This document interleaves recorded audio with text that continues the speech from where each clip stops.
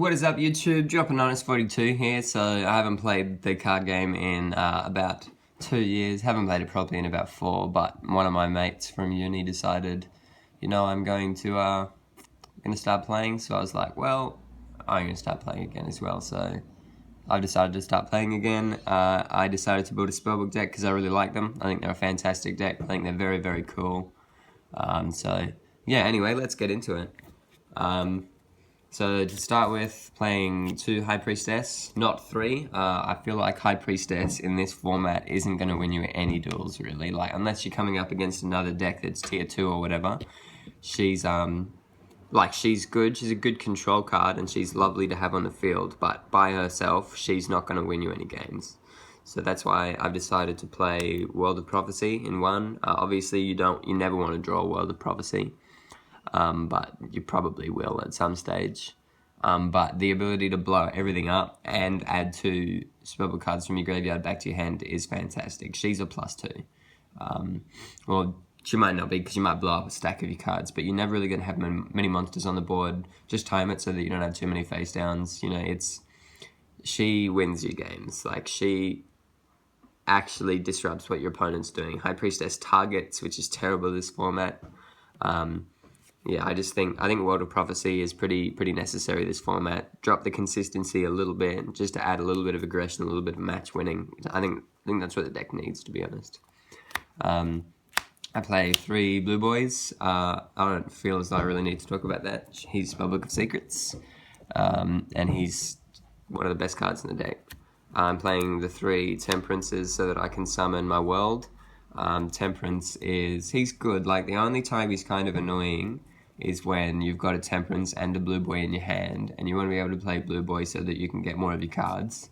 But yeah, you might go Temperance. You might go into High Priestess first, to be honest, because it's not time for a world. You don't want to with only using the 1 world. You got to time it. So you got to make sure that when you play your world, it really hurts your opponent, or it gets you back. It's going to stop you losing the game. Like, it gets you back the spell cards from your graveyard that you desperately need, or the spell cards that are going to push you for game. Like, you don't just go into world for no reason. Like, I would rather draw it and then have to discard it than just go into a premature world, get nothing off her effect. But yeah, so the Temperance is fantastic. And then 2 Kaiku, the Ghost Destroyer. He's a little bit more. He's a bit of a control card, so to keep a monster on the board if you don't have one. Like, you can't play Master or Fate or whatever if you don't have a spellcaster on the field. So it's pretty important that you've got one.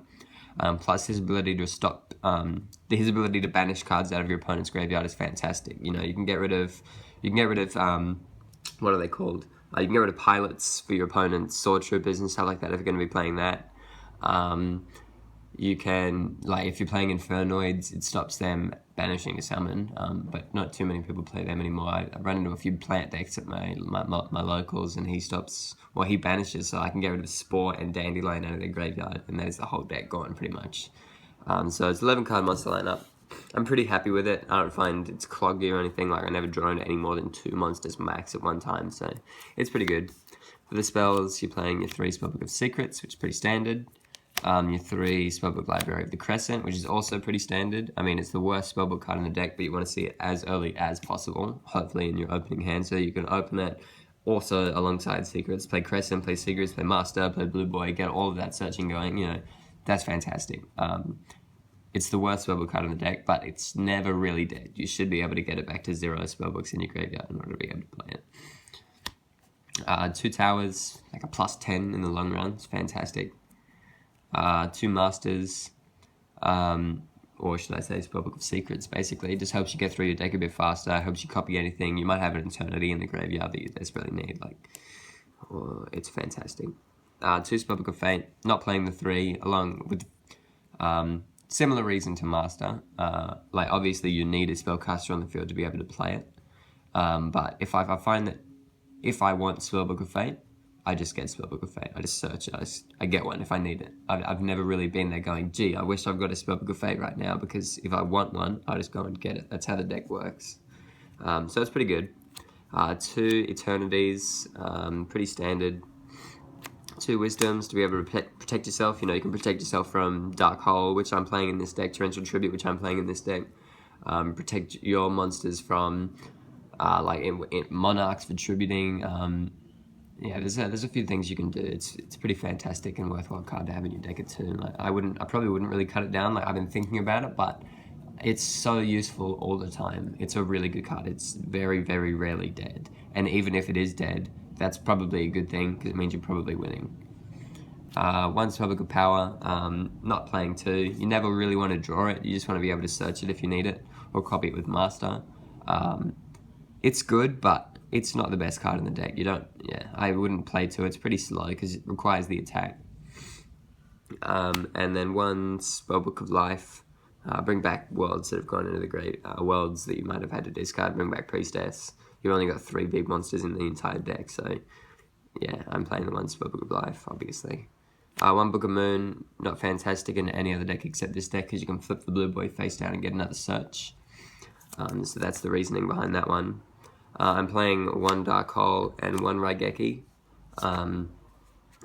Raigeki, obviously, it's pretty standard in most decks, and Dark Hole because the deck lacks aggression. I don't want my opponent to have monsters on the board all the time. I'm not always going to, and if I do, it's usually going to be one monster, and if I need, I'll get a Wisdom, and I'll keep the monster on the board. But I don't want my opponent to overwhelm me, because the deck gets pretty easily overwhelmed. 2 Twin Twisters.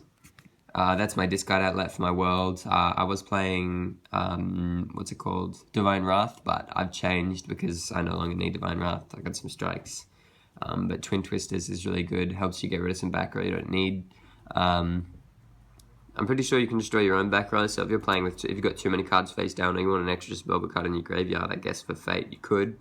But yeah, it's pretty good. It's never really dead, and it's a lot easier to get world in the graveyard with a Twin Twister than it is with a Divine Wrath. That's it for the spells. For the traps, Solemn Warning.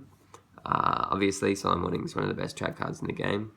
I'm playing the 3 Solemn Strikes. The deck, yeah, you need protection. You need protection in this deck because it's not fantastic. And this guy, I don't really feel as though I need to talk about it. He's just fantastic. And then the last 2 traps I play are 1 Bottomless Trap Hole and 1 Torrential Tribute. It's a 40 card main deck. It's good. I don't really have any issues with it. Obviously, there's issues if you open up with Spellbook cards like Spellbook of Power, Spellbook of Life, Spellbook of Wisdom, Spellbook of Eternity, and Grand Tower, and you got no monsters or something like that. That would be pretty bloody useless. But that doesn't happen particularly often at all. I got an extra deck. It's not very good, but Spellbooks don't really use the extra deck.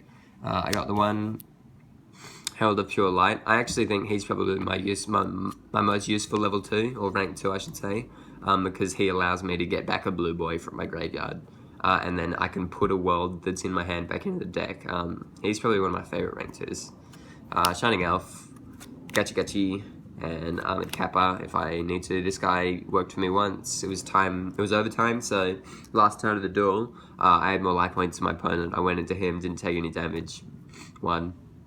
Rank 3s play Ghost Trick and Zen Mains.